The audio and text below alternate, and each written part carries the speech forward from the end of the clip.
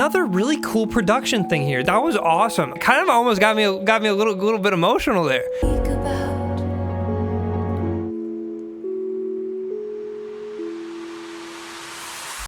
Welcome back, ladies, gentlemen, and NBs, to yet another Taylor Swift reaction.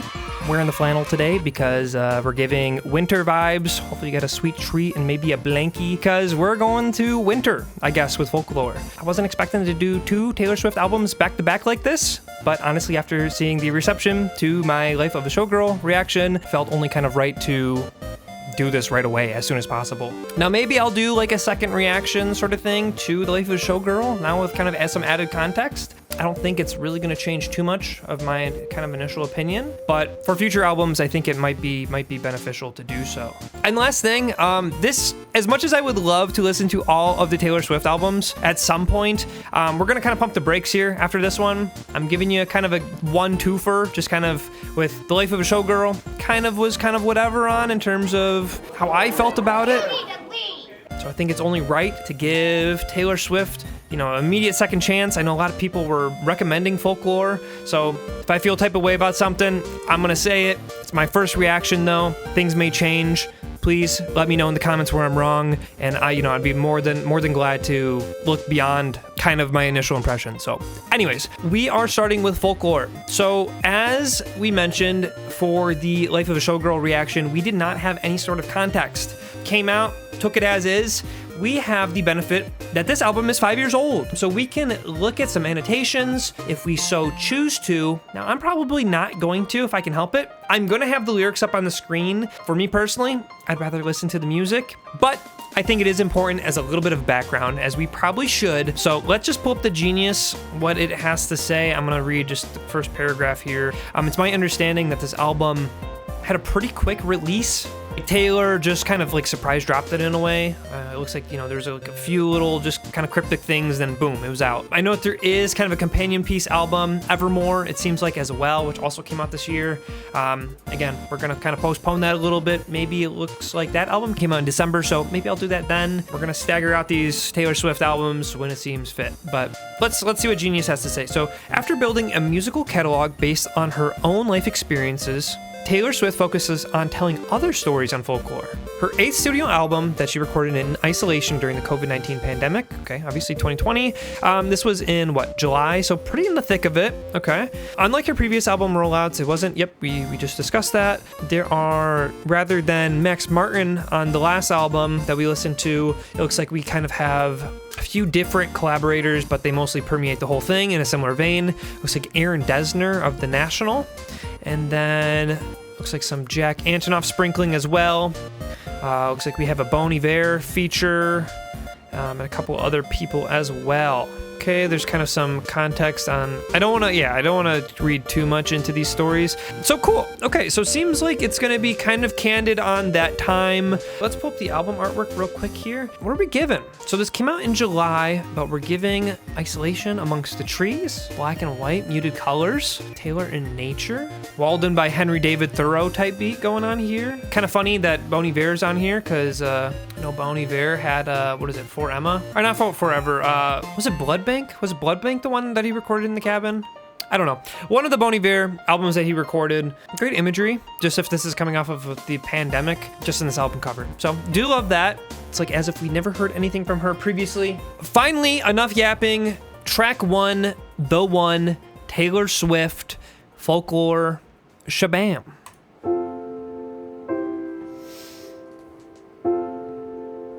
Okay.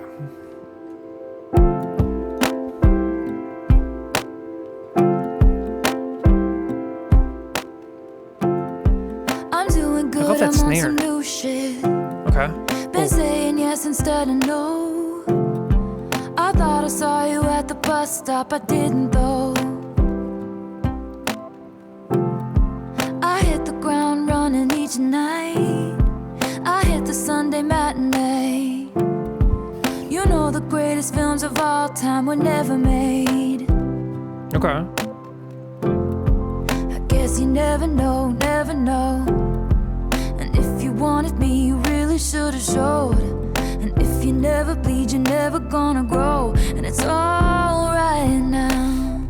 Okay, right off the bat, what I will say, this feels stripped back in a much more meaningful way. The instrumentation is so much, sure, there's less going on, but I feel like the nuance in each instrument and each element is so much more important here. Everything's more organic. And another thing I'll note is even just in Taylor's vocals, they just feel more rich here. We're only a minute 26 in, but I don't know. I feel like this is already kind of a side vocally that I really haven't, I feel like I didn't really hear on the other album. Let's keep going. You know the greatest loves of all time are over now.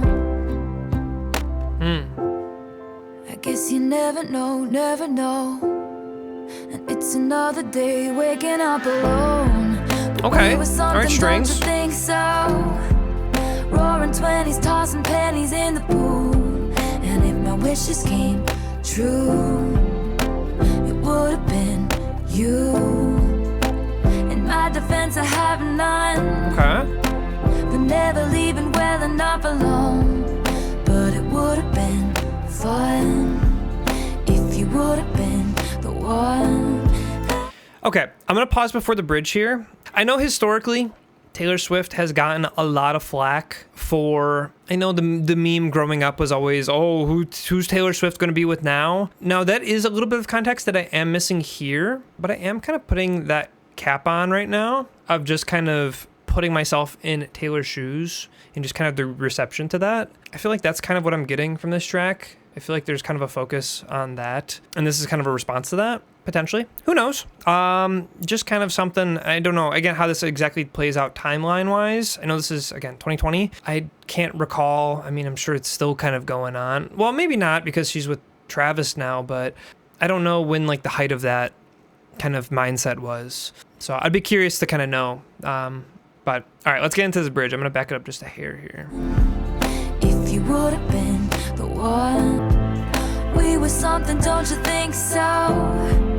Rose flowing with your chosen family, and it would have been sweet if it could have been the one.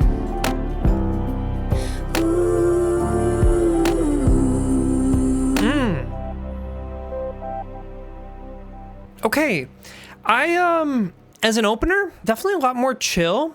I feel like the opener has obviously a lot of responsibility of setting the tone for the album, and I appreciate this picking a side. I feel like at least having an opener with some sort of strong emotional bearing, it kind of gives us a compass of how the rest of this album is going to go. Now, everyone's told me that this is a sad album. The album looks, isolating, and the context, we know is isolating. The music is pointing me in a great direction right now, so I liked it.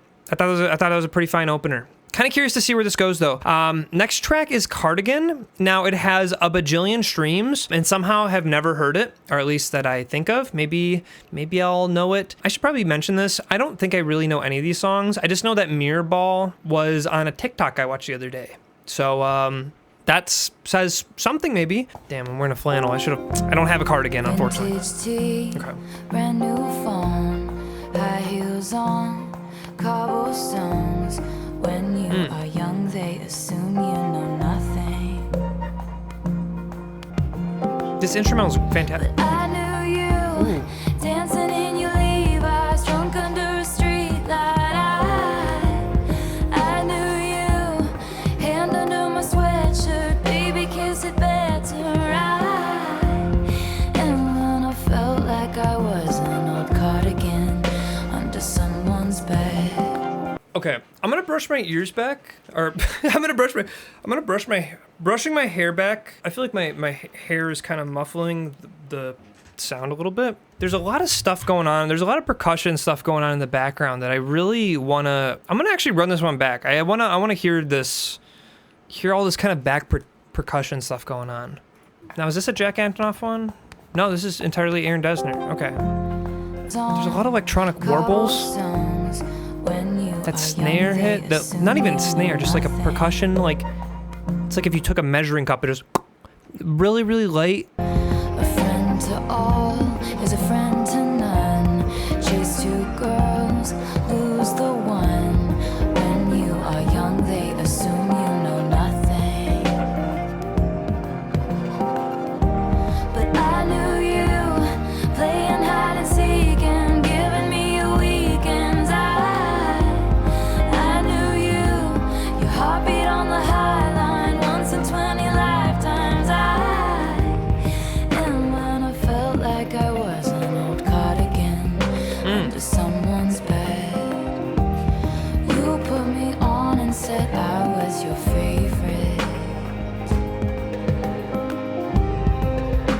Okay, percussion, okay.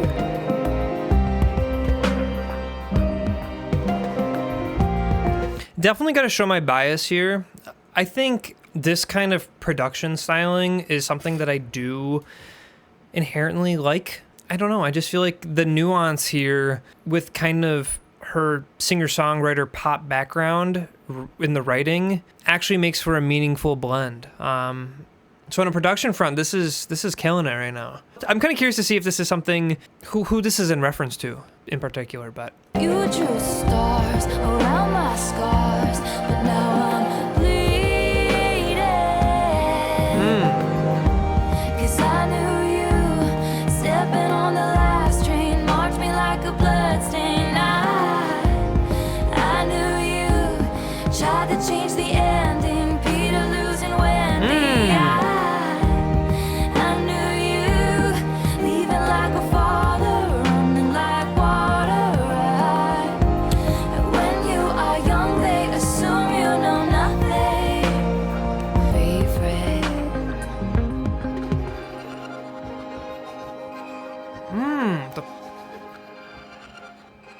The granular synths right now. Ooh, the granular synths right now are going crazy. Yeah, that was a banger. Chase two girls, lose the one.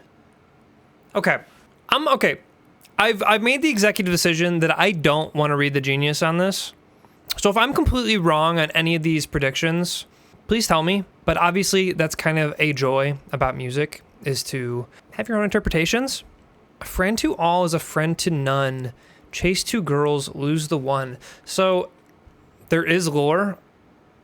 Okay, I don't care. That'll be something I'll dive into after. When I say I don't care, I think the songwriting here carries that any sort of lore in this album context is, again, just icing. I don't know, at first, I was kind of torn on who this was talking about.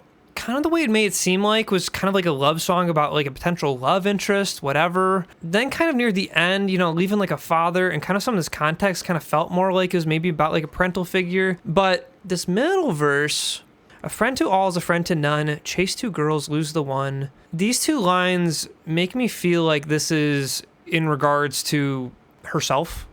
I feel like she's chasing a version of herself that can kind of appeal to, again, a friend to all. And I feel like in that kind of decision, she's sacrificing a part of herself in being kind of a people pleaser, potentially. And that's kind of what I'm getting from this chase two girls, lose the one. It's like you can't have both. Your heartbeat on the high line, once in 20 lifetimes. Now what does that have to do with an old cardigan, though? Under someone's bed. I mean, obviously, kind of at face value, you know, the being, you know, kind of an old cardigan, being under someone's bed, you know, being discarded, right? But if I'm going with the lore that this is about herself, I kind of need more pull for that.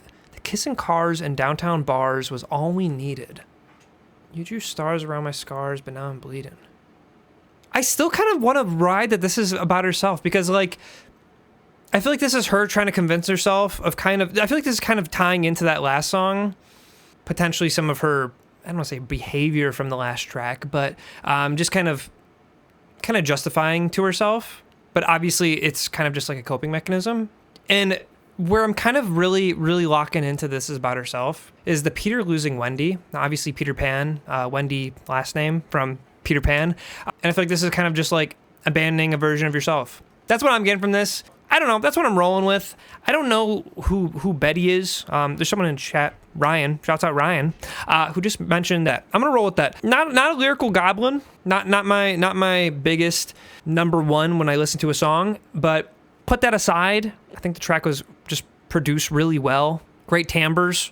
Really cool to see someone as big as Taylor Swift using granular synths like to provide background elements. Okay, that's enough yapping. I'm gonna move on to the next track because we can keep yapping about this for a hot minute, but this album is an hour long. So track number 3, The Last Great American Dynasty. Okay. Rebecca. Ooh, drum machine. Man, this album is for me. We love a good drum machine. Rebecca rode up on the afternoon train. It was sunny. Her salt box house on the coast took her mind off St. Louis. Okay. Bill was the heir to the Standard Oil name and money. And the town said, how did a middle class divorcee do it? The doctor had told him to settle down. It must have been her fault his heart gave out. And they said, there goes the last great American dynasty. Who's saying that? Who knows if she never showed up, what could have been? There goes the maddest woman this town has ever seen. She had a marvelous time ruining everything. Okay, I'm gonna pause here real quick. I know I kind of just let that first section run. So obviously it seems like there is this lore kind of bit going on here, because I don't know who Rebecca is. What was the name, like Rebecca, Bill, Old Money, Oil? And there was another line in, I forgot if it was the last song or the one about Roaring 20s. Seems to be kind of a 20s vibe here going on. I don't know how exactly the last track totally would tie into that. And just based on kind of the circumstance here, there seems like some sort of through line there. There goes the maddest woman this town has ever seen. She had a marvelous time ruining everything. Okay, so she married Bill, got some money, got a nice house, partied a little bit. The doctor had told him to settle down. It must have been her fault his heart gave out. Okay, all right, let's keep going. Out at the midnight sea, and in a feud with her neighbor, she stole his dog and died at Key Lime Green. 50 years is a long time. Holiday house side, quietly on that beach, free of women with madness, the men in bad habits, and then it was bought by me. By knows if okay, hang on. What's what? Of women with madness, the men in bad habits, and then it was bought by me. Okay, so the way the music kind of cut out there made it seems like, and by me, I know. Well, I guess she's been kind of referring to she and whatnot. She hasn't really said me or anything in relation to I in this whole song, which kind of makes me feel that this is from the perspective of Taylor Swift. So she seemingly bought this house with history, it seems like. She stole his dog and died at Key Lime Green. Man, what's the deal with old people dying their dogs? I feel like that really is like an old person thing. That's like such a niche thing to write about. 50 years is a long time. So what happened to this character? So we had Rebecca, who lived there, had her husband. Husband died, and everyone kind of seemed to have blamed it on this woman, Rebecca. Second verse, it kind of loses me a little bit. Kind of just partied a little bit. Just kind of lived her life. Who knows if she never showed up, what could have been? There was the most shameless woman this town has ever seen. She had a marvelous time ruining everything.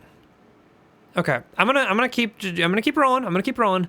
Still trying to piece that part together of kind of what happened to this lady, but obviously it seems like Taylor bought this person's house, and obviously I can kind of see the connection here of kind of people scrutinizing this woman, Rebecca.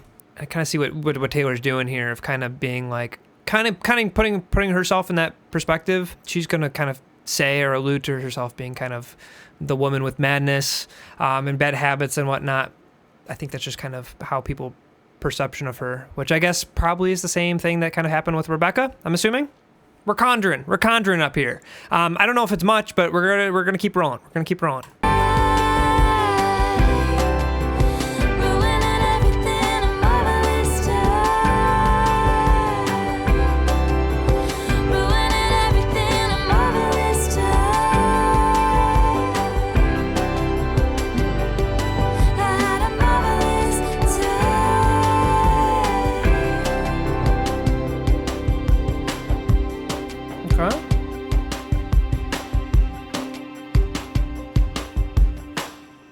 Interesting. I'm going to have to kind of think about kind of where this kind of plays in terms of the story. It seems like kind of like a story lore-based track type thing.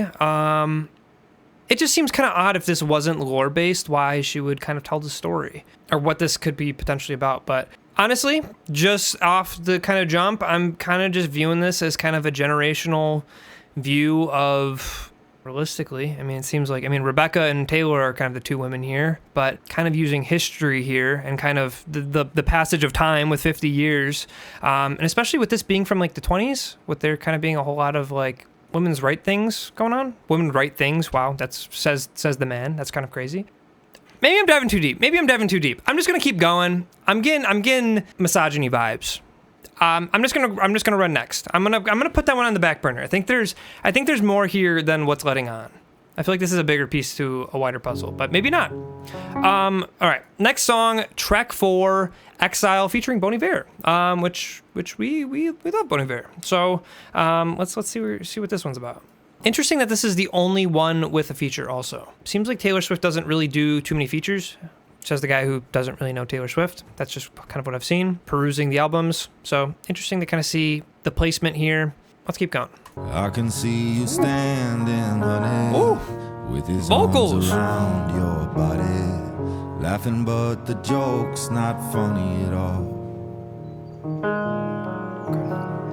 And it took you 5 whole minutes to pack us up and leave me with it, holding all this love out here in the hall. I think I've seen this film before, and I didn't like the ending. You're not my homeland anymore, so what am I defending now? You were my town, now I'm in exile, seeing you out. I think I've seen this film before. Huh. Now, kind of with this homeland defending imagery. So someone left this man, assuming Taylor, but someone left this man. Obviously, homeland is relating to whoever this person is. I'm assuming this is through a perspective of a guy. Maybe Bill from the last song. Maybe Bill and Rebecca. What's going on here? Doing a Taylor's gonna be Rebecca. Bon Iver's gonna be Bill. We're 1 minute and 6 seconds into the song. Let's keep going. Ooh, vocals. I think I've seen this film before, and I didn't like the ending. I'm not your problem anymore. So who am I offending now? You are my crown. Okay, offending, defending. Nice little play there. Seeing you out. I think I've seen this film before. So I'm leaving out the side door. Ooh, synth. So step right out. There is no amount of cry I can do for all this time. We always walked a very thin line. You didn't even hear me out. Didn't even hear me You never out. gave a warning I sign. gave so many All this signs. time. Okay, I feel like this kind of put things together, because you never gave a warning, says Bon Iver. I gave you so many signs. I'm just gonna put a bookmark right there. Obviously, it seemed like it was kind of some sort of like conversation between a man and a woman who were seemingly together type thing. But this kind of provides a little bit more context into why and what's going on. We'll come back to that. So step right out. There is no amount of cry. I feel like the way that piano came in just kind of felt like everything's opening up here. I'm gonna pause right here. I'm really loving these extended outros. I'm really loving these kind of repeated passages. It's like, now Taylor Swift isn't the only person to have done this, but this is already the second kind of example of this that's happened so far. But I really appreciate that this song is kind of taking advantage of all 4 minutes and 45 seemingly seconds of its runtime, and that it doesn't feel a need to get to the punchline and get out. I feel like this just kind of like repetition here could be kind of seen as a negative for some people. But to me, in the context of the story of someone not really, seems like of a relationship that obviously Taylor has kind of explained to this man kind of whatever her kind of gripes were, and this man kind of not really interpreting or responding at all. I feel like this kind of repetition here is kind of like really just kind of going through the monotony of being in that position. And it also kind of acts as like a mantra in a way also, just by this repetition. I absolutely love this outro bridge section. This is awesome. Now, the thing that I find interesting is that they both say we always walked a very thin line. So they both, I mean, you didn't even hear me out, not saying who's right, but you know, there's kind of some fingers being crossed. Again, whoever's more valid, that's kind of a different discussion. But obviously they both have and have had contentious feelings for each other. I think that's also an interesting thing to note. I feel like really you kind of have to play through situations like this over and over and over again. A lot of people, I feel like, put up with the situation that they're in just because it potentially could be convenient at the time. And it really takes this repetition to get out of a situation like this, whether it be a toxic relationship with someone romantically or platonically. Okay. They're cooking right now. They're absolutely cooking right now. Okay.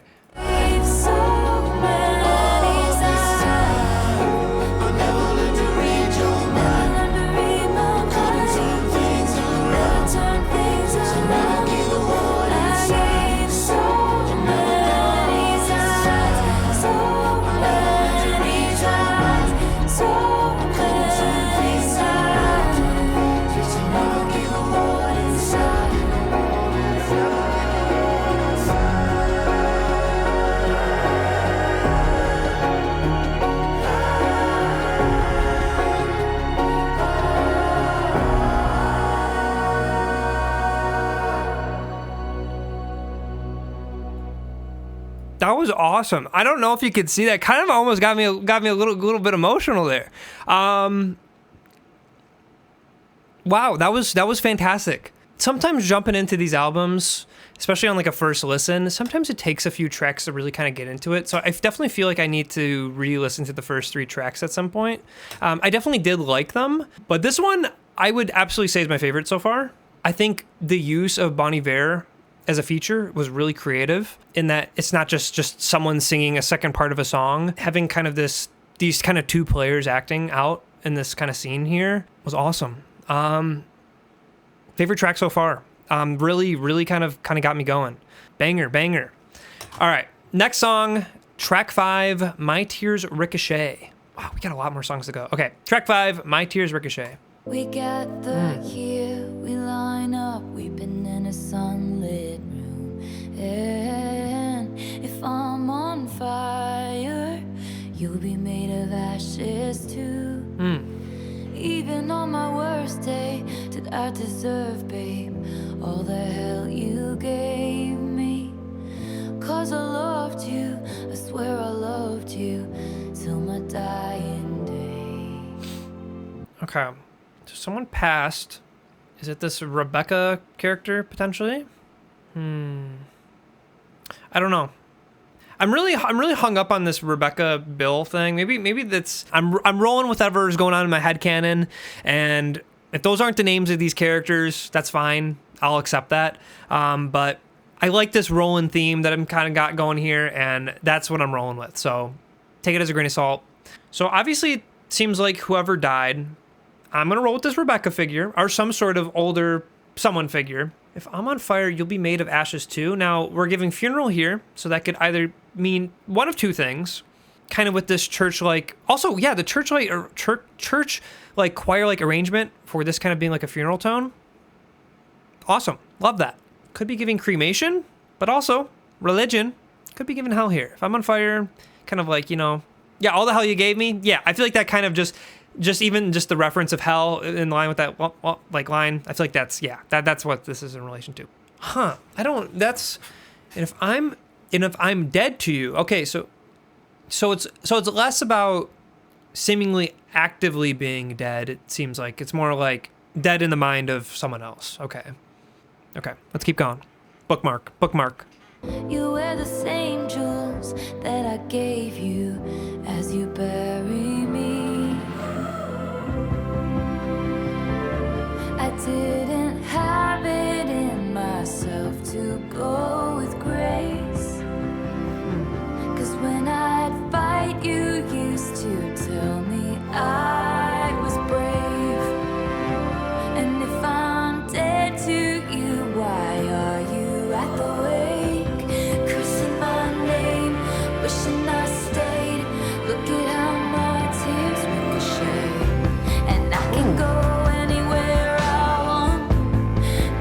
Okay, synth bass, all right. Just not home. And you can name for my heart, go for blood.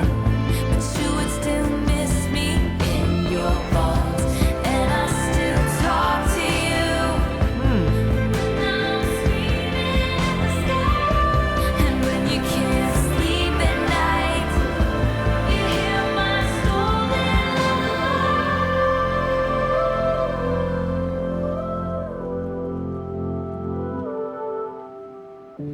And so the battleships will sink beneath the waves.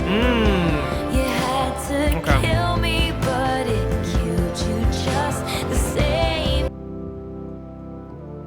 Again, love this instrumental outro. Just letting the outro breathe. Been loving that. Okay, I feel like this track. I'm getting ready. I'm getting ready to get booed here. I still like it. I think there definitely are some great vibe elements. I feel like it hasn't stripped me out of like taking me out of the experience at all. But I do feel like it is kind of like a reiteration of some of the themes that we've kind of touched upon so far. Maybe if I heard this song first instead of some of these other tracks, maybe I'd bump it higher. But just because we're going in chronological order, that's just how these go. How I'm just kind of getting this vibe. I mean, it still kind of seems like just kind of like a toxic relationship type thing going on here. Obviously, kind of two people hating each other. Where there's one specific line. Obviously, they don't talk to each other. Well, potentially because they're both dead as they both killed each other. But yeah, I thought this was gonna be a little bit more. I get the framing of being like dead and like this being like a funeral, but I think it's more less in a literal sense naturally, but more so in like, well, it says it right here, if I'm dead to you, you know, it's kind of with that, and it seems like both kind of parties kind of feel this. I would say similar vein as Exile in terms of just kind of this like toxic relationship going on, a little bit of a different perspective. I have a little bit less to say about this one. I feel like this, not because that there's not, I feel like the song pretty much spells out what it needs to. I feel like there's kind of less room for interpretation on this one. That's kind of where I'm getting at with this one. Good. Okay, next track, number 6, Mirror Ball. This is the TikTok one. I heard it on TikTok. So Mirror Ball. Ooh, that's a little indie rock thing going on here.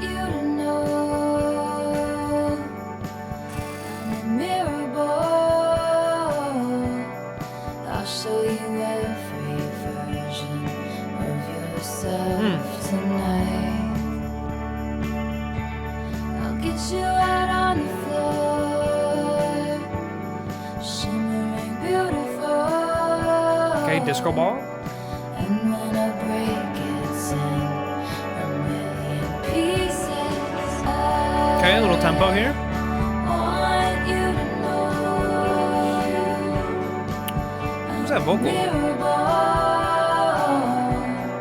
I can change everything about me to fit in. Okay, I'm gonna pause here. I feel like I haven't really spoken too much, if at all, on this one. Let's just kind of run through these lyrics here. Okay, obviously mirrors, you know, we can kind of get that. But a mirror ball. I'll show you every version of yourself tonight. Like a crystal ball. Is that what she's meaning here? Disco ball. I'll get you on the dance floor. Shimmering beautiful. Find me on my tallest tiptoes, spinning in my highest heels, love. Shining just for you. Hush, I know they said the end is near. I know they... This one's been a little bit more abstract, I feel like, than I mean, I feel like some of the ones have been pretty abstract, but I can change everything about me to fit in. It's kind of ironic being a mirror, considering you bring in everything from the outside in to be the reflection. Burn the circus down, or burn the disco down. Okay. We're jumping the gun here. Okay, maybe we're cooking. I'm still trying to figure out how this- I like the imagery, but highest heels, love, shining just for you. And they called off the circus from the disco down. When they sent home the horses and the rodeo clowns. I'm still on that tightrope. I'm still trying everything to get you laughing at me. okay. I'm still a believer, but I don't know why. I've never been a natural. All I do is try. I'm still on that trapeze. I'm still trying everything to keep you Okay. I'm gonna need to probably take a second to kind of express this one. Like, it seems pretty straightforward, but just kind of the imagery here is kind of vague, and I just want to kind of try my darndest to use our words here. But this kind of last bridge section really kind of pulled things together. So, and they called off the circus, burned the disco down. When they sent home the horses and the rodeo clowns, I'm still on that tightrope. So now we're kind of getting clown circus imagery with this disco ball, which is kind of interesting. Just kind of an interesting comparison between the two. I'm still on that tightrope. Obviously, tightrope is kind of with clowns, but I just think it's interesting because obviously there's like the tiptoes and the highest heels, and then also in relation to her being on a tightrope. I'm still trying everything to get you laughing at me. I think I'm seeking too deep here. Realistically, I just feel like this is just kind of I'm writing this as a song about insecurities, and just I'm gonna still kind of ride with my initial kind of impression of what a mirror ball is, of just kind of, really, I feel like she kind of expresses it pretty perfectly. I'll show you every version of yourself tonight. Yeah, I feel like this is another one that I feel like it just kind of spells it out. I feel like there's not really so much I don't really have to kind of express. Yeah, I'm gonna keep on rolling. I'm gonna put that one on the back burner. I'm gonna put that one on the mental back burner. Mirror ball. Please picture me in the trees. I hit my peak at 7 feet. Same. In the swing over the creek. I was too scared to jump in, but I love her vocals here. Wait. Okay, good old. Oh, okay. Oh. Is that am I tripping? Did I hear a snap there, or is that just how the way the guitars? Yeah. Okay, I don't know. Okay. And though I can't recall your face, I still got love for you. Your braids like a pattern, love you to the moon and to Saturn. Passed down like folk songs, the love lasts so long. 7. Why is this called 7? I mean, obviously it started with 7 in the phrasing, but I'm really liking the tone on this. Ooh. And I've been meaning to tell okay, chord shift. I think your house is haunted. Your dad is always mad, and that must be why. Ooh, okay. And I think you should come live with me, and we can be pirates. Then you won't have to cry or hide in the closet. Okay, hang on. Let's run back. Picture me in the trees. I hit my peak at 7 feet in the swing over the creek. I was too scared to jump in, but I was high in the sky with Pennsylvania under me. Maybe I'm buying in too deep into that initial story, but you give me two characters, and if there's, names and places that aren't being named here, I'm going to assume it's them. But with Pennsylvania under me, are there still beautiful things? Sweet tea in the summer, cross your heart, won't tell no other. Okay. That first verse kind of is being a little bit more abstract to me. But second, I've been meaning to tell you, I think your house is haunted. Your dad is always mad, and that must be why. That line is important. We're gonna put a note there. Dad is always mad, and that must be why. And I think you should come live with me, and we can be pirates. Then you won't have to cry or hide in the closet. And just like a folk song, our love will be passed on. Ooh, drum kit.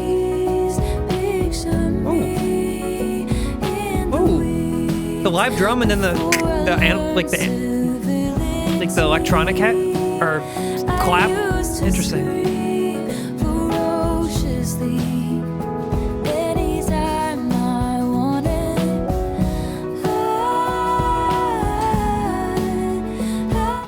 Before I learned civility, I used to scream ferociously anytime I wanted.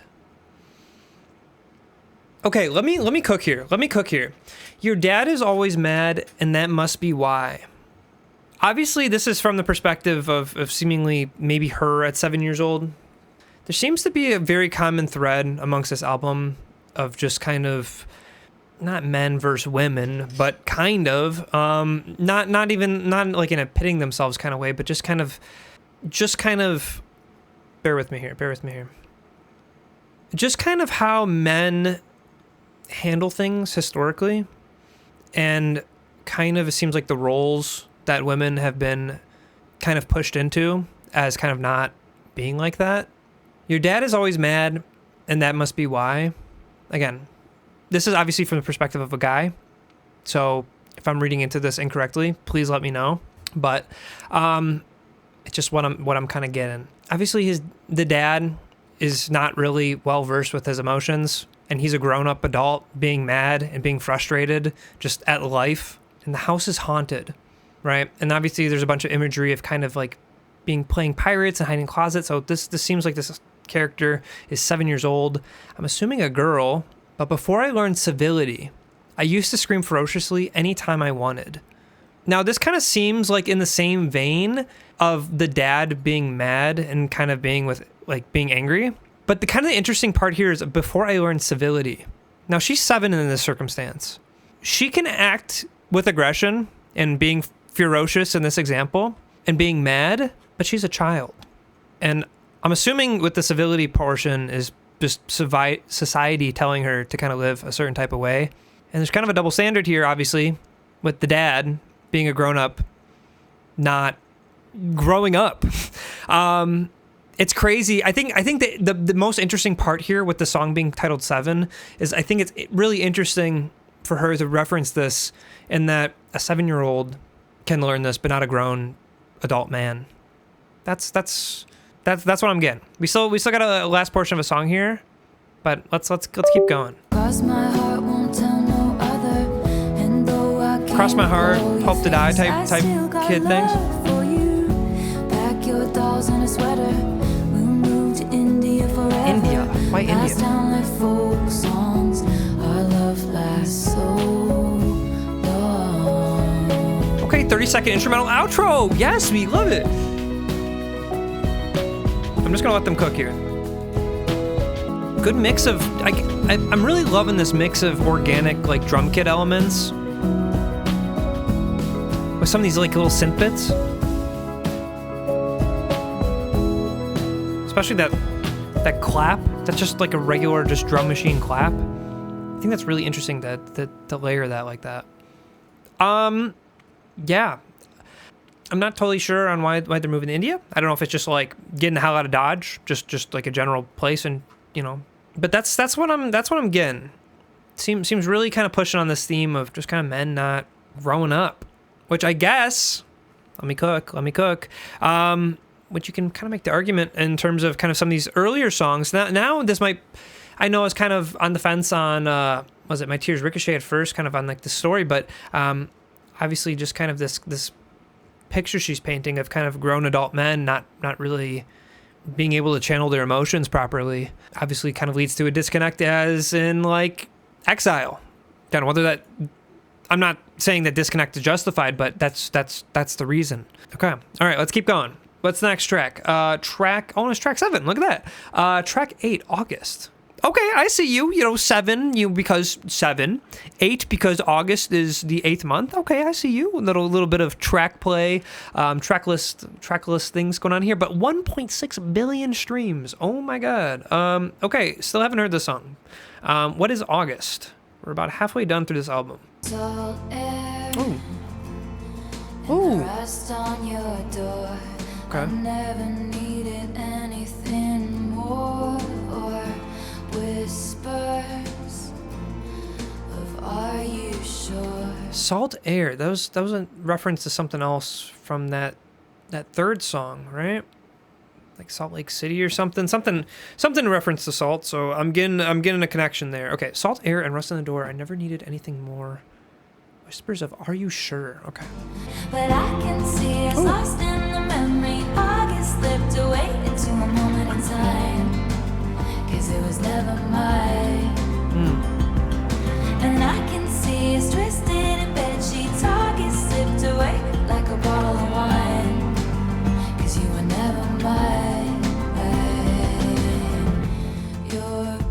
loving the production on this one.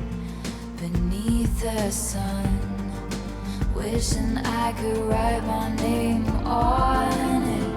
Will you call when you're back at school? Oh, the flu. Thinking I had you, but Ooh. Oh, that low synth.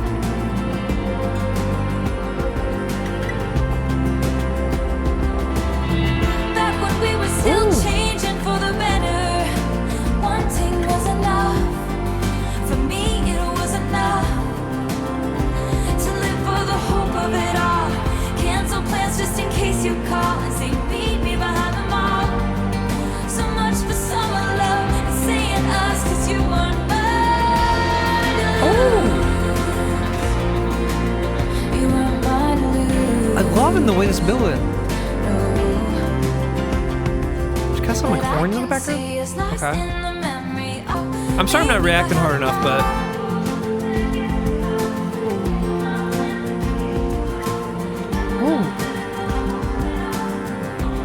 yeah, another great panning decision here. I'm gonna be honest, I'm not really focusing too much on the lyrics on this one, so forgive me on that aspect. But really, this is just a jam. I'm sure that there is a deeper meaning, and I'll try to go back and read the lyrics. But I'm just kind of just letting this one just flow. And this is going to be one of those examples of how we do things different here. I'm really just focused on this production, and I think just how she's just flowing on top of the instrumental. I think I'm just kind of letting this one just kind of blow through me. What I was going to say is again, another really cool panning decisions. Like that distorted, like, I don't want to say totally distorted, but there's like a flute in the left ear, and it sounds like it's kind of saturated a little bit to kind of give it a nice little buzz. And I love that. I love that, just small attention to detail.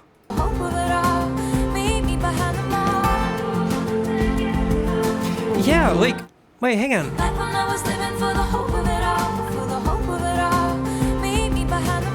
Hang on, let's... Okay, really, another really cool production thing here. This is where, okay, I feel like I've been kind of focusing a lot on the lyrics, which is something I really don't do on first listen. I'm really going to take this opportunity to kind of dive into some cool production things going on here. I really love when she, like in these quotations, like when she's saying things, like in context of the song, like the words before it were like the vocals were doubled, like you hear, like, hear the... There's like multiple takes doubled on top of each other. It kind of creates this big vocal. But when she says meet me behind the mall, all that strips out. It's just one single vocal. It's right, clear. It's like you're actually talking to this person. I love that. That's so cool. That's such a small little detail. Whoa!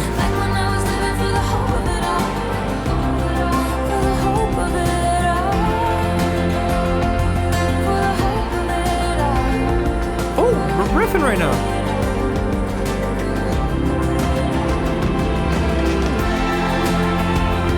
Wow.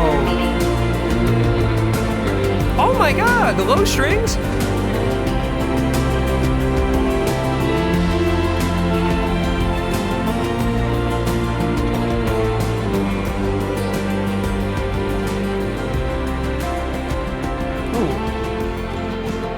I'm gonna be honest, this one, like lyrical wise, I really wasn't listening. Yeah, I was gonna say, it just kind of seems like just a song of just kind of hoping for the best with someone. Seems like kind of like if you were in a movie, like this is like a love sequence type song. Just kind of gives, yeah, like a young love, summer love, saying us. I feel like the lyrical wise, I don't have to dive too deep into this one. I feel like, again, it's kind of another one where I feel like it kind of explains itself, and I think it just does an excellent job of just kind of conveying what it needs to convey with kind of without needing to really dive into it. And you might argue saying that is like me saying that there's not as much like emotional value because you don't have to dive into it, but I think that also is just as good, especially for a song as big as this. I'm curious because this album just kind of released suddenly. There wasn't any singles for this album, right? Because I feel like making a song also that can translate to everyone like right away is equally as valuable of a skill. So yeah, that was just a bop. That was just a great bop. I would say that's probably the one you can listen to outside of being like depressed so far. And we'll have to take that for what it's worth. But let's keep going. Track 9, This Is Me Trying. Ooh. Ooh.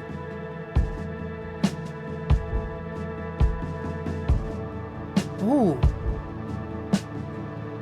I love this soundscape.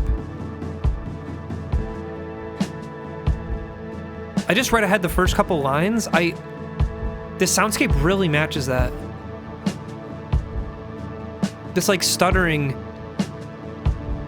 Okay, let's. I've been having a hard time adjusting. I had the shiniest wheels, now they're rusting. I didn't know if you'd care if I came back. I have a lot of regrets about that.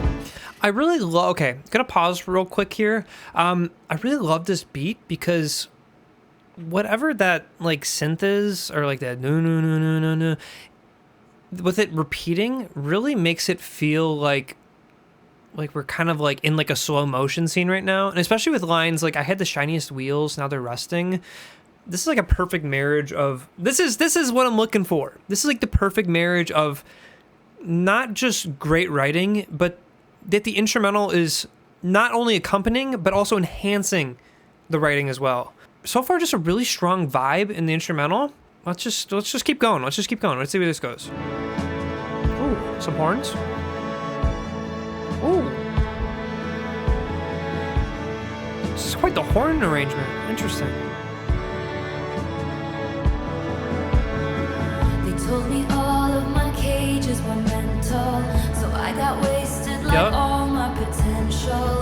And my words shoot to kill when I'm mad. I have a lot of regrets about that. I was so ahead of the curve became a sphere. Fell behind all my classmates and let it up here. Pouring out my heart to a stranger, but I didn't pour the whiskey. I just wanted you to know that this is me trying. Mirror ball? I just wanted you to know that this is me trying. At least I'm trying. And it's hard to be at a party when I feel like I got the mood. It's hard to be anywhere these days when all I want is you. You're a flashback and a film reel on the one screen in my town. And I just wanted you to know that this is me trying. Maybe I'm right. I just wanted you to know that this is me trying.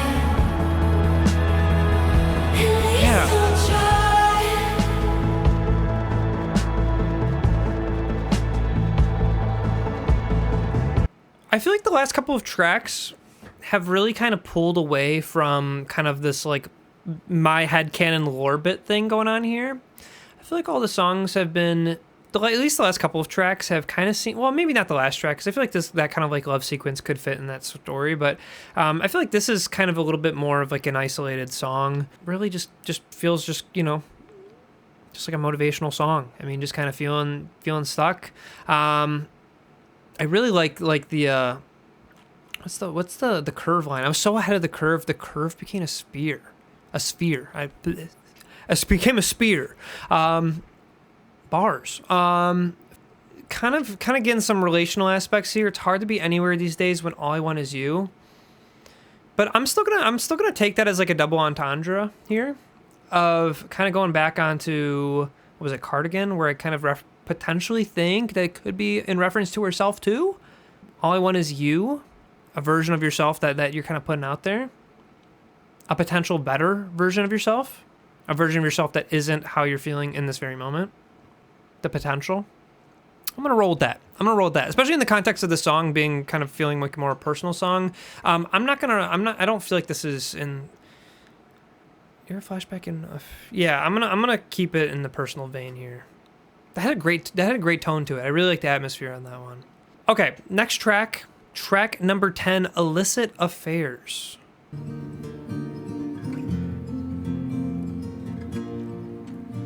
Quick pause here. I know I've seen her live, like holding a guitar and like playing piano. Does she play most of the instruments for these albums?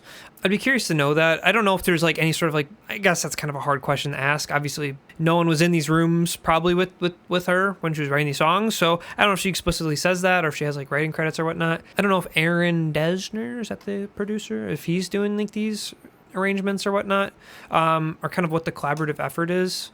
I'd be interested to know that. Everything's been on point so far, but again, just a little tidbit I'd like to know. Make sure nobody sees you leave. Hood over your head, keep your eyes down. Tell your friends you're out for a run. You'll be flushed when you return. Okay. Take the road less traveled by. Tell yourself you can always stop.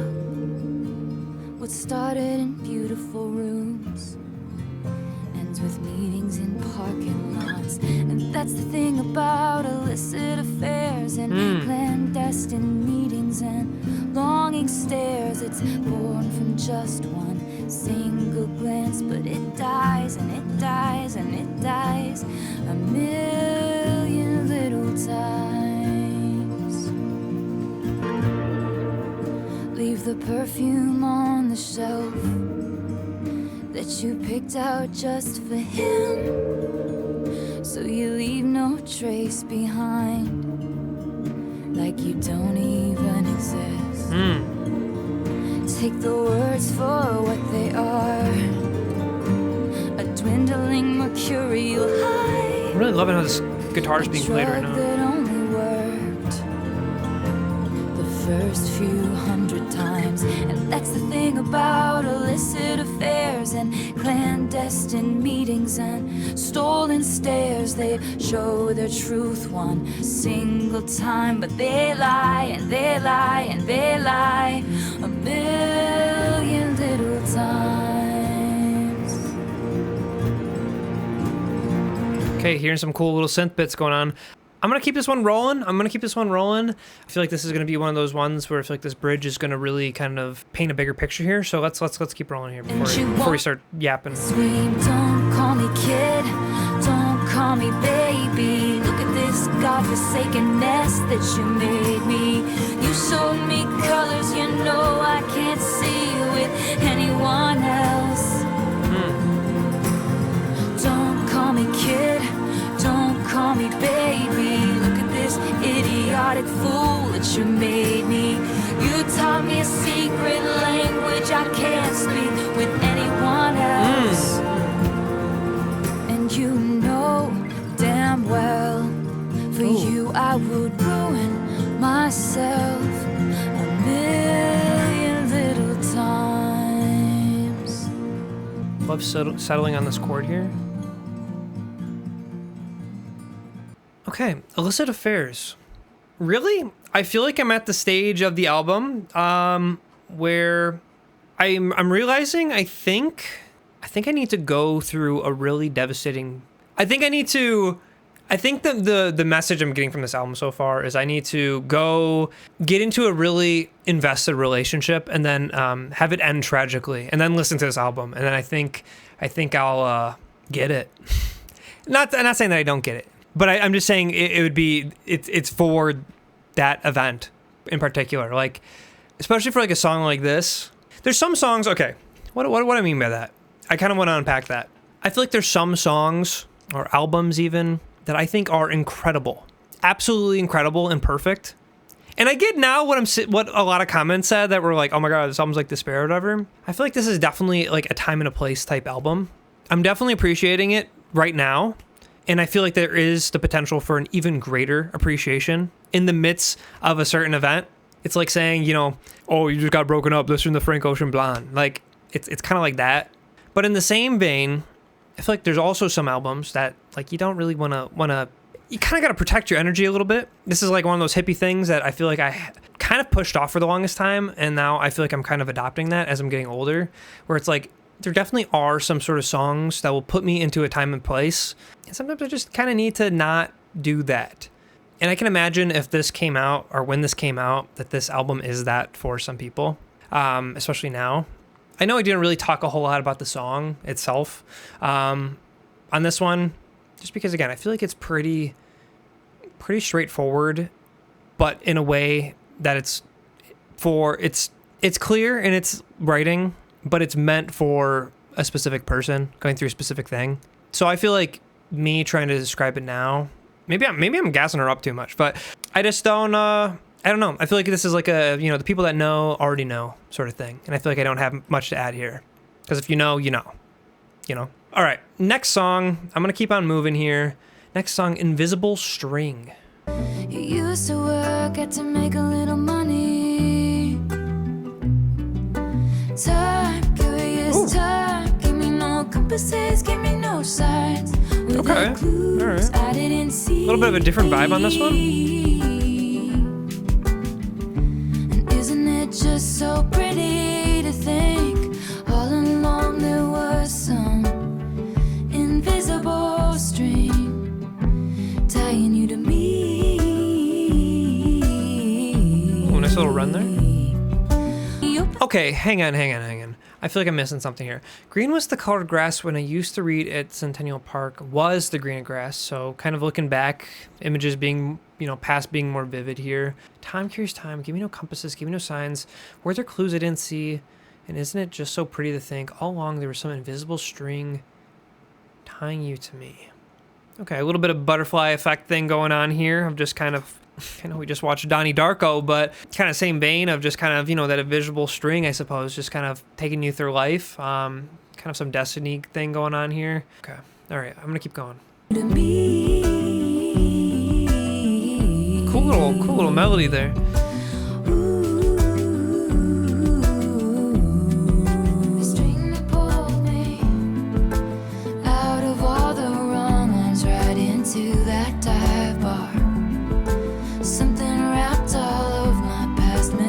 And barbed wire, chains around my demons, wool to brave the seasons.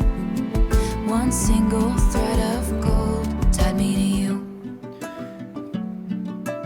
One single thread of gold tied me to you. Wool to brave the seasons. Isn't there something in mythology with like wool? There's like a golden thread. I'm actually gonna hang on. I'm gonna Google it. Golden thread and wool mythology.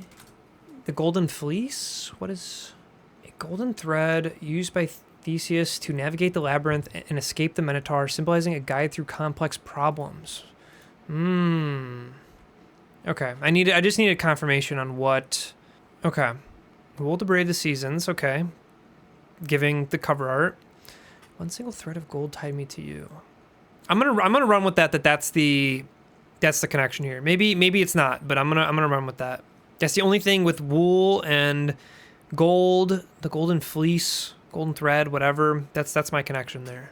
Gold was the color of the leaves when I showed you around Centennial. Gold was the color of leaves. Hell was the journey, but it brought me heaven.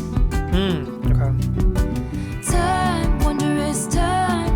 Blues and then purple pink skies, and it's cool, baby, with me.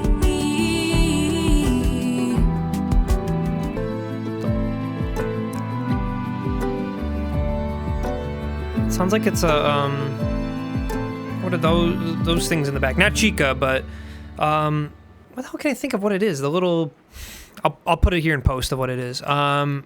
I'm assuming that's what it is. It could be like a plucked string, but it sounds more a little bit more metallic than that.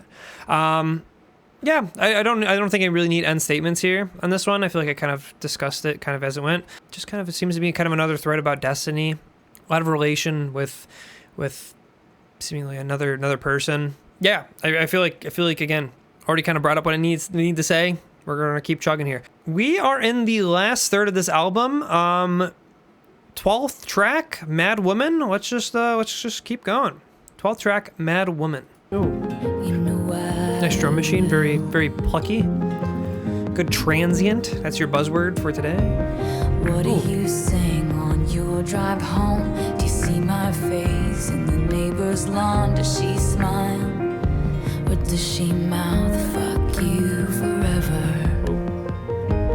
Every time you call me crazy, again more crazy. What about that? And when you say I seem angry, again more angry. And there's nothing like a mad woman.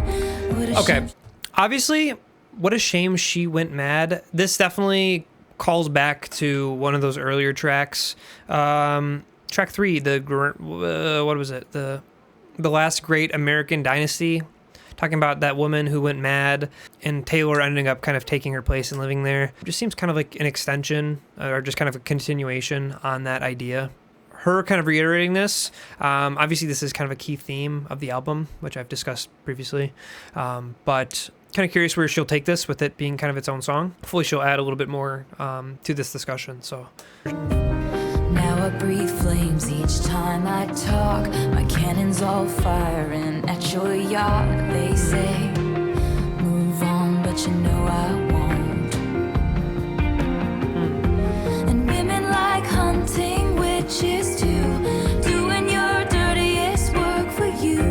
It's obvious that wanting me dead has really brought you two together.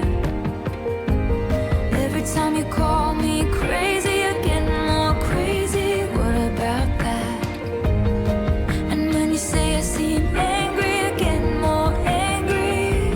Okay, yeah, definitely going back into the misogyny. I feel like this is kind of in the same vein of like telling someone to relax, especially like a man talking to a woman.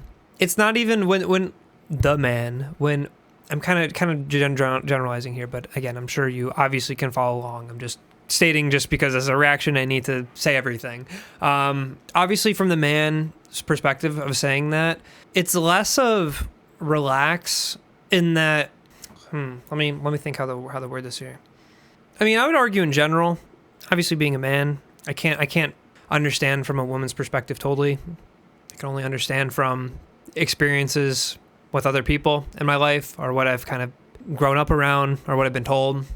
But even as a guy, being told to like relax does like nothing. Obviously, it's going to make you more angry. But the perspective of that comment is not, it's kind of is like a diminishing way for someone. From like a man's perspective in this context, someone who doesn't really want to, they're saying to relax, thinking that they're going to get like a civil conversation, but that statement is not charged with, is charged with different energy. It's charged with, they don't want confrontation. And kind of going back into the other, whichever song it was, I kind of mentioned kind of with the man, was it 7? With the man being just mad for no reason. He's just unwilling to have adult discussions. Kind of a reiteration of that theming. That's what I'm getting from this track. But I'm gonna keep rolling here. You made her like that, and you broke that bear till claws come. Yeah, you made her like that. That's exactly. And you find something to wrap your noose around, and there's nothing like a man. And she's only reacting just based on. It's a reaction. Like, obviously, yeah, exactly. Like you poke the bear. Like, it's not that she wants to do that. You're stirring, you're slinging shit. And then when shit comes back to you, it's, this person's mad. They're crazy, relax. Yeah, this is kind of a tough one. This is going to be like, this is kind of another example, kind of like in the same vein of My Tears Ricochet, where I feel like some of this material, I think it's still important that the song exists as a standalone and a little bit more clear in terms of its messaging. And I think reiterating it is important just to kind of, again, make it known. But I think kind of listening to kind of a second song with kind of the same imagery kind of does taint the song a little bit for me. I still think it's necessary. I still think it's a pretty good song, but I think the songs like The Last Great American Dynasty, where it kind of brings it up earlier and kind of sets that tone and kind of really touches upon these things, but with a greater perspective. I feel like this song it contributed to the discussion, but I didn't feel add too much more than was already said.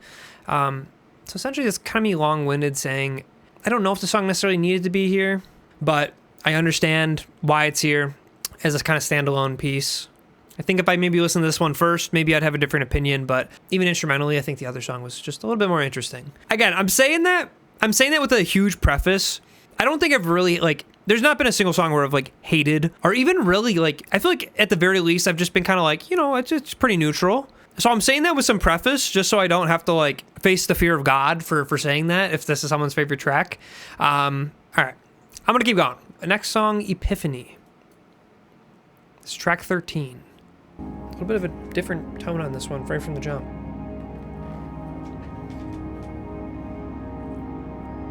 I'm really loving the way this is starting. Keep your helmet, keep your life, son. Just a flesh wound. Here's your rifle. Okay, a little bit of a connect. Ooh, interesting vocal inflection there, but a little bit of another connection here. There was some kind of war imagery in earlier tracks, so I'm kind of glad that they're bringing this up. Maybe this is going to be a little bit more of an explanation on kind of that. I love this soundscape. With you I serve, with you I fall down.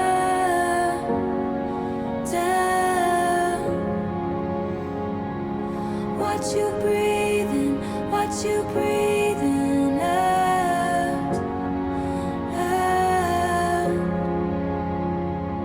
Something med school did not cover. Someone's daughter, someone's mother. Hold your hand through plastic now. Doc, I think she's crashing out. And some things you just can't speak about.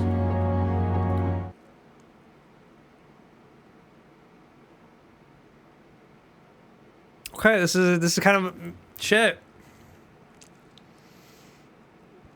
So, okay, why are we getting teary-eyed on this one?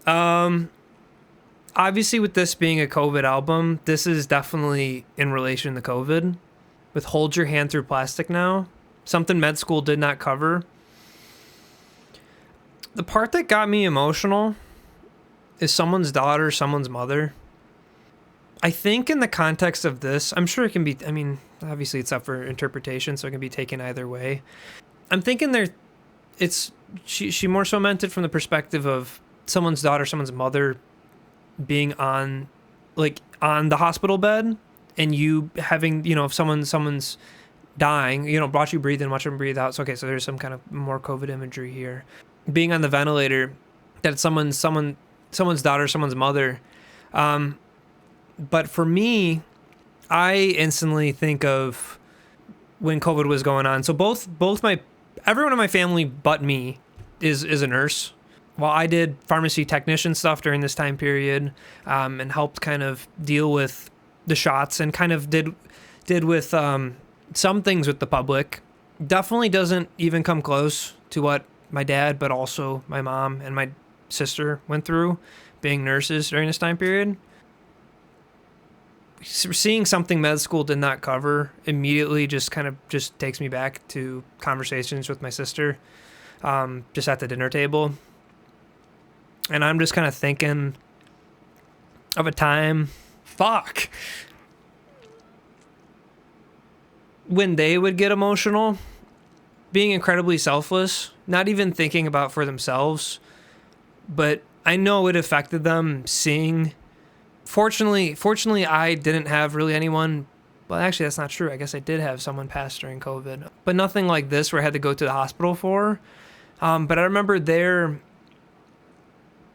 just devastation of seeing people with their families, or not even with their families, but being unable to entirely be with their families. And I don't know, that's just something that it's really fucked up about the whole situation. It's like, obviously someone dying from a virus is one thing, but to not even be with your friends and family and those loved ones with you as you're dying, and you're covered with a fucking plastic screen, and you die with nurses who you don't know, or just people, I guess you just don't know. I don't know. I'm just thinking of my parents and my sister going through that. All right, I'm just going to keep going. I feel like I'm stalling on that, but wow. Okay, wow. All right, let's keep going. That was just really oddly specific, so just felt like I needed to address that. Beautiful horn right there. Sorry, that's me trying to say something. Only 20 minutes to sleep, but you 20 minutes to dream of some epiphany. Just one single glimpse of relief to make some sense of what you've seen. With your eyes Oh my god, fuck you, whoever produced this. The little beeps in the background sound like someone's heart rate. Man, who is this, an Aaron Dessner type? That fuck you. Actually, back in the production, killer production going on here, this whole album, but like, you bastard, you absolute bastard. to make some sense of what you've seen. I hear what you're doing. So, With your eyes serve, with your eye fall down. only 20 minutes to sleep, but you dream of some epiphany. Is this just more so just more literal, and that taking a quick nap essentially just to close your eyes and to just escape? I think that's what's going for. I don't think that there's really. I think I'm looking too far here. These songs have had some really long fade outs. I think that's really interesting. I would love to crank this album up and kind of hear the dynamics and kind of hear how actually at what point they truly cut off at. Because I know sometimes that there is a little bit of a gap of silence in between the songs on albums sometimes. I think that's also just really, really interesting from pop artist Taylor Swift's perspective of just kind of leaving that space in there. Yeah, I can see why I was expecting this to be an instrumental one. I can see why this one has the least amount of streams, because no one probably wants to put themselves through that. So I understand that one, actually. Okay, yeah, I don't really, I'm gonna just keep rolling. I feel like the song explains itself for the most part, and I took like an hour in that middle section. We got 3 more tracks to go. Now, I don't know who the hell Betty is. Betty White? Betty Crocker? Someone in chat, Ryan, said that there is a Betty character to this story, which we haven't really heard of. We heard of Rebecca. Is Rebecca Betty? Maybe it's like a nickname or something. I have no idea. Who's Betty? Let's find out who Betty is. 3 more tracks. Track 14. Let's keep this rolling, because this video is going to be an hour or 2 or 3 long. Betty, I won't make assumptions about why you switched your homeroom, but I think it's 'cause of me. Betty, one time I was riding on my skateboard when I passed your house. It's like I couldn't breathe. Okay. The worst thing that I ever did was what I did to you. But if I just showed up at your party, would you have me? Would you want me? Would you tell me to go fuck myself? Or lead me to the garden? In the garden, would you trust me if I told you it was just a summer thing? I'm only 17, I don't know anything, but I know I miss you. Okay. Let's run this one back. Was what I did to you. I hate myself. I'm so sorry I'm ruining the song here, but I keep thinking of the best part of waking up, and I want it to end with Folgers in your cup when I hear this melody line. I'm so sorry if I ruin this to anyone, but The worst thing that I ever did was what I just can't get out of my head, and I had to express that. Okay, another Cobblestone reference. There was Cobblestones, I think, in Cardigan? I was walking home on broken cobblestones, just thinking of you when she pulled up like a big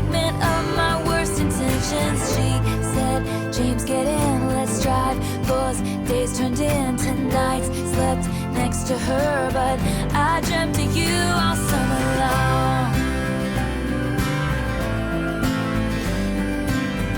Okay, I'm gonna take another pause here for another read break. Said James, get in, let's drive. Those days turned into nights.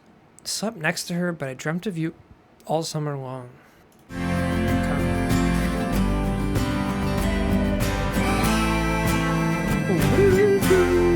Okay, nice little. Betty, I'm here on your doorstep, and I planned it out for weeks now, but it's finally sinking in.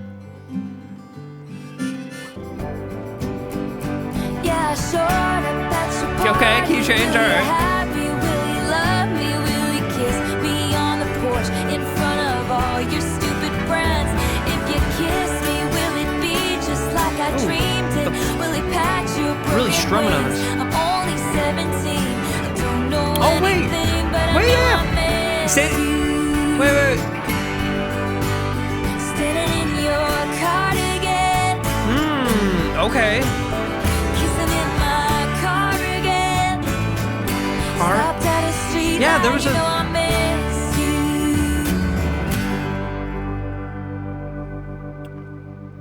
you. Okay, this is a full circle moment song. I think I am going to pull up the Genius actually for this one. I think I should know who Betty is. Betty touches on the aftermath of August. I need to figure out what the lore is here. Betty's believed to be the third part of Folklore's teenage love triangle. Okay, so it does make sense. Oh yeah, there's Inez too. Betty touches on the aftermath of August, which describes a summer love that was doomed from the start. Listeners learn that while the summer fair was going on, speaker James was still dating their classmate Betty. Okay. The song takes a more feminist approach, portraying the narrator as a person named James who can't own up to their mistakes. Okay, classic throughout the album and in life, I suppose. All while Betty flourishes on her own and recognizes her worth. Okay, let's go, Betty. Sonically, the song exudes a strong sense of nostalgia. Yeah, it kind of had some of the kind of like old country twang a little bit. Delivering production instrumentals reminiscence to Taylor's earlier projects. Okay, but I guess I wouldn't have known that. Both of which records written by Taylor in her similarly naive adolescence. Okay, that's cool. Storyline is preceded by Cardigan and August. So Cardigan, August. Wait, so then what's going on with the... I feel like I placed too much bearing into the last great American dynasty. That must be a standalone thing then. In fact, a sapphic love story. Okay. Okay, however, Taylor confirmed James' gender. Oh, never mind. Okay. Okay, never mind. While explaining the song on country radio, James has lost the love of his life, basically, and doesn't understand how to get it back. Everyone makes mistakes. Everybody really messes up sometimes. And this is a song that I wrote from the perspective of a 17-year-old boy. Okay. Interesting. I think I just got to do more research. I ain't gonna lie in terms of what the heck the whole album's lore is, because if there's only 3 songs with lore, then I don't know what connections I've been making throughout this whole thing. Sure, there's kind of bigger themes, but like the lore, like come on, like you can't be name dropping names in a song called The Last Great American Dynasty and not have it be connected to anything else. So I'm gonna have to do some research off stream on that one, or I guess if you put in the comments down below of what I missed. But, you know, I really like the... Jokes aside, I really like this kind of callback to Cardigan. I did, if this is kind of the next follow-up track, or kind of like the conclusion of like this 3-part kind of cycle here throughout the album, or a little story that kind of is pieced throughout, you know, between the beginning, middle, end. You know what, actually... You know, let's cook here. Let's cook here. Actually, there's not really a whole lot of cooking here. I just feel like a lot of the themes obviously are really prevalent in the story, and I think just kind of the setting up of the themes, they can be independent in that it helps build for this kind of better payoff. Unfortunately, I think I just kind of lost a little bit. It was lost on me just because I was just in too deep into my own little headcanon. So, which again, isn't a bad thing.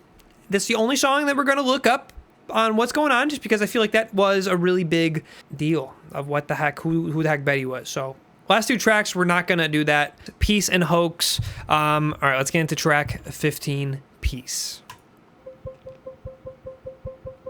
Okay, nice little perk thing going on here.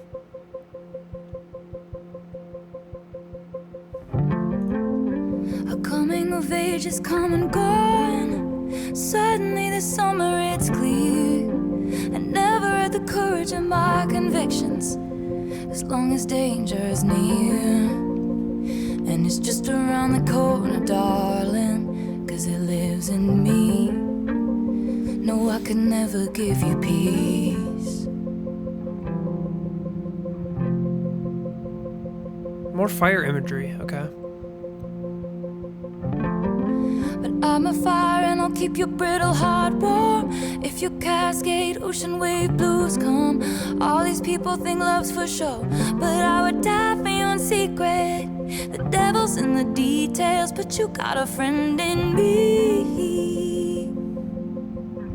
Would it be enough if I could never give you peace? Your integrity makes me seem small. You paint dreamscapes on the wall. I talk shit with my friends. It's like I'm wasting your honor. Sub bass. And you know that I'd swing with you for the fences, sit with you in the trenches, give you my wild, give you a child. Give you the silence that only comes when two people understand each other. Family that I chose, now that I see your brother as my brother. Is it enough? But there's robbers to the east, clowns to the west. I'd give you my sunshine, give you my best, but the rain is always gonna come. Okay. I don't know how I feel about this one. This one's been kind of interesting. I do like the kind of tone it's providing. I think after a track like Betty, it is kind of like the epilogue track, it feels like to that. I mean, especially with words like our coming of age has come and gone, suddenly this summer it's clear. Really just kind of feels with, especially how kind of really bare and stripped the instrumental is, really kind of puts a focus on the vocal and kind of what kind of imagery it's painting, but I'm not really totally sure. But I'm a fire and I'll keep your brittle heart warm. If your Cascade blue ocean waves come, all these people think love's for show, but I would die for you in secret. Devil's in the detail. There's been a couple references to the devil also in this. Okay. You paint dreamscapes on the walls. I talk shit with my friends. It's like I'm wasting your honor. Interesting imagery. I don't know entirely what I'm getting from this. Give you my wild. Okay, maybe going off to like the Mad Woman type thing. Give you a child. Give you the silence that only comes when two people understand each other.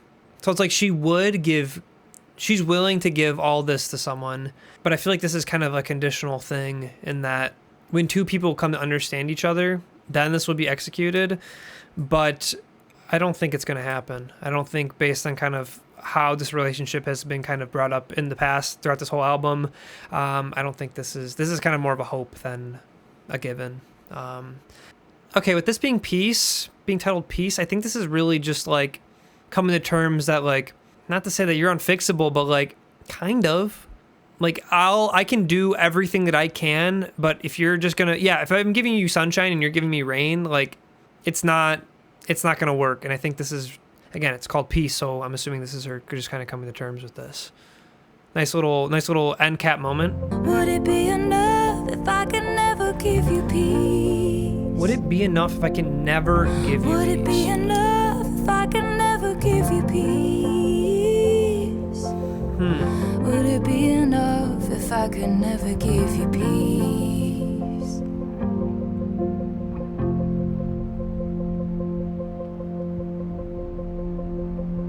Huh. What a line, but I'm not... Would it be enough? I could never... I think we're getting to the point of the night where I'm getting too tired to think here. I don't know. I feel like I got the gist of the song, but this last line I'm going to have to kind of stew on. Especially with it repeating 3 times, there definitely is... Songwriting 101 tells us that there's more to this line than I'm going to initially grasp. So that's going to be a revisit phrase here. But overall, I think the song definitely is necessary for the context of the album. Okay, hang on. Let's cook. I think it's really... I like that this is after Betty. So there's this kind of story going on with Cardigan, August, and Betty that kind of exudes themes that have been kind of throughout the album, which seems like these other kind of examples are more so in relation to Taylor Swift's life. So there's definitely kind of a comparison there.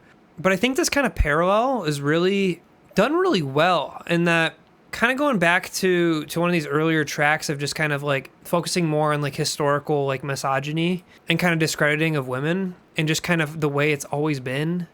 I think this is a really great end cap moment, not only on Betty's story, but also Taylor's story on this album too.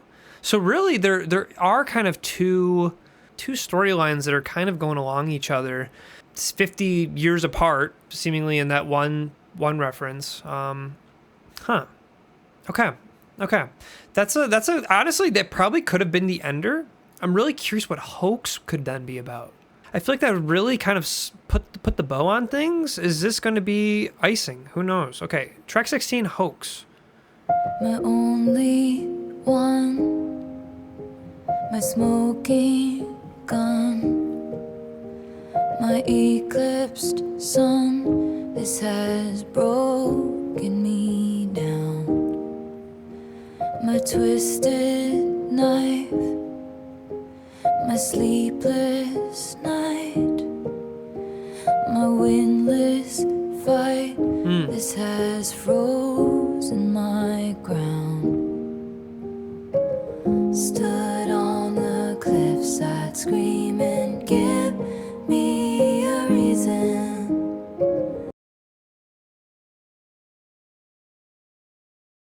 Your faithless love's the only hoax I believe in. Don't want no other shade of blue, but this is also, she's okay. I'm actually really glad that she put that here just to kind of spell it out, because in the last song or one of the previous songs, sorry, I'm getting mixed up here potentially, but I feel like there's been a couple references to just the color blue, or even just a lot of colors in general, but blue is definitely related to the guy, and there's been kind of some like fiery warmth imagery of Taylor, which I think is a really great comparison. Obviously blue is kind of more cold. She referred to him as rain, which kind of just really just goes with the behavior of this character, or of these characters. I'm really glad that she kind of spelled that out like that there. Cool. All right, let's keep rolling. Ash from your fire, yeah. Oh, from your fire. Ash from your fire. Huh, interesting. Okay, just debunked whatever I thought I was thinking.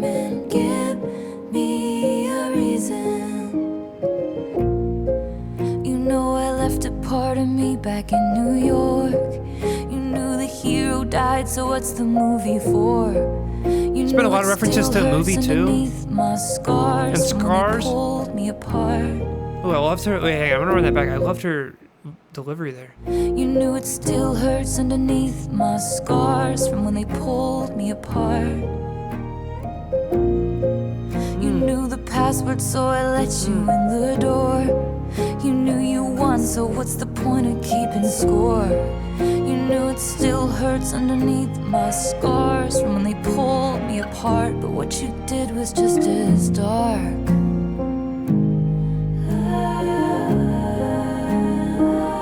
Darling, this was just as hard as when they pulled me apart. My only one, my kingdom come undone. A broken drum, you have beaten my heart. Don't want no other shade of blue but you. No other sadness in the world would do.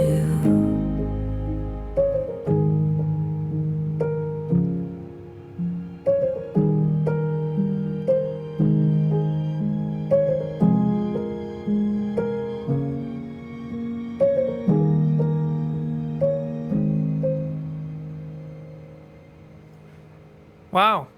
So that's how it ends. Okay. All right. Well, that was Folklore by Taylor Swift. I think let's touch upon Hoax real quick. Honestly, I feel like it's just kind of another companion piece to Peace.